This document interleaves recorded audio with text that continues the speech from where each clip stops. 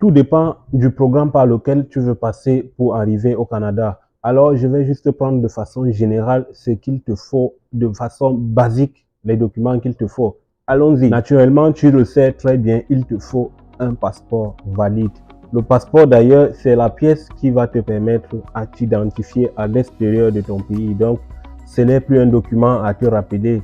Et une chose à te mentionner, un secret, c'est avoir ton passeport. Quand je parle de valide, il faut l'avoir au moins valide pour 3 ans et qu'il expire dans les 3 prochaines années au moins, sinon plus. Donc, je te conseille de vérifier ou alors de refaire ton passeport s'il expire dans peu de temps. Tu dois savoir, dans ton identité, il faut les accompagner de tes pièces personnelles d'identité, ta carte nationale d'identité, ton acte de naissance, ton acte de mariage et autres pièces d'identité. Si possible, tu dois les joindre à tes documents d'identité. Le prochain document, c'est une preuve de langue. Une preuve de langue, c'est tout ce qui prouve que tu pourras t'exprimer et que tu es éligible pour le Canada. Eh bien, tu le sais, le Canada, c'est soit français ou anglais. Si tu viens maintenant dans la partie francophone qui est le Québec, le français est le plus reconnu ou alors le plus primé. Et je te conseille de faire les deux si tu as la possibilité pour avoir plus d'avantages et plus de chances d'être validé, d'avoir ton permis ou ton visa. Il faut faire les deux s'il y a possibilité. Tu seras plus avantagé que ceux-là qui ont juste un seul test.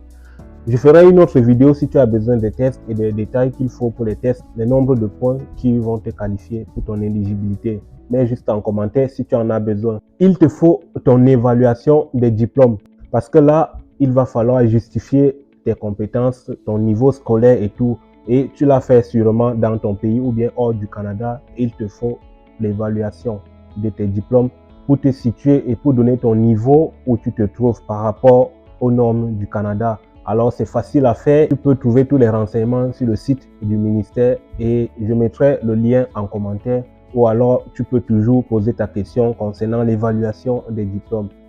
Tu auras aussi besoin d'une lettre d'emploi si tu es un professionnel.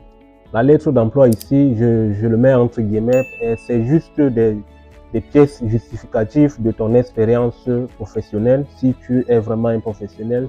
Si tu as déjà eu à exercer ton métier ou que ce soit, tu dois avoir ces preuves-là parce que ça pourra te servir pour ton éligibilité bien sûr.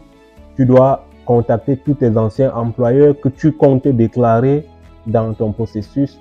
Donc, tu devras les contacter et si tu ne les as pas encore, tu dois avoir toutes les attestations de travail avec ces employeurs-là.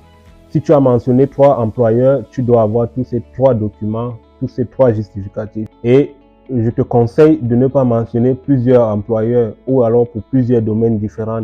Choisis ton domaine préféré et tu fais ton expérience avec ce domaine. Tu auras une expérience bien organisée, bien suivie. Il n'y aura pas assez de mélange.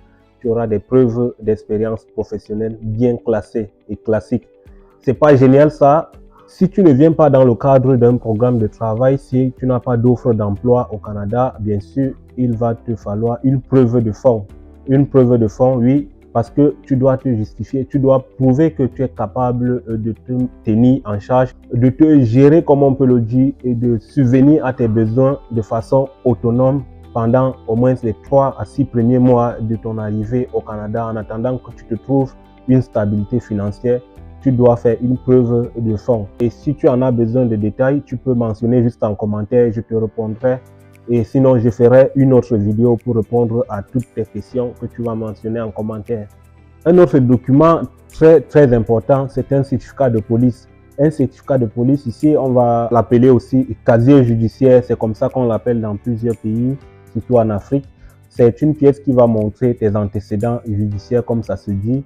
Et c'est facile à trouver aussi. Chacun peut le trouver facilement dans son pays. Et je te conseille d'avoir toutes ces pièces-là avec une date d'attente de moins de 3 mois. Ceci pour que ce soit légal et que ce soit officiel. Dis-moi juste de quelle façon tu veux immigrer et je te dirai les documents qu'il faut prévoir pour ton programme d'immigration.